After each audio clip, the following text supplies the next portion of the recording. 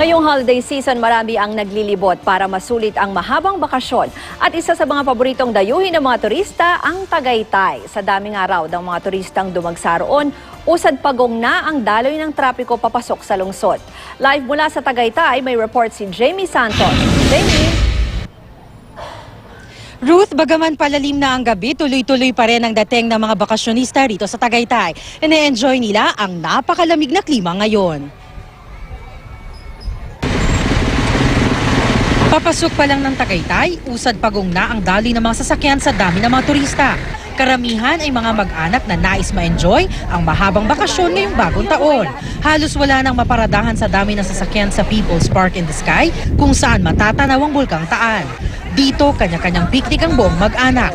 Banding na rin ng mga pamilya para magkasama-sama. Kasi nasa malayong lugar din. Enjoy na enjoy po. Nag-horse riding pa po kami. Ngayon po, dito tayo pupunta. Opo, mamimili lang po kami. Para po sa pambagong sayo. Dagsari ng tao sa isang theme park. Tuwang-tuwa ang mga bata sa iba't ibang rides.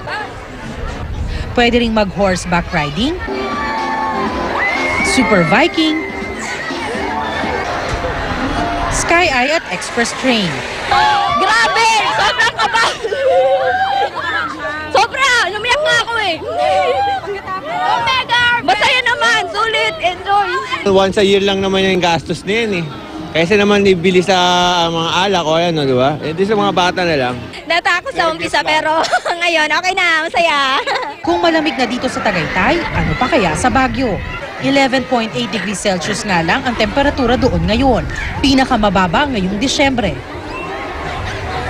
Ruth, isa sa naging highlight ng pamamasyal ng mga bakasyonista rito ang fireworks display na tumagal ng ilang minuto. At yan ang latest mula rito sa Tagaytay. Balik sa iyo, Ruth. Maraming salamat, Jamie Santos.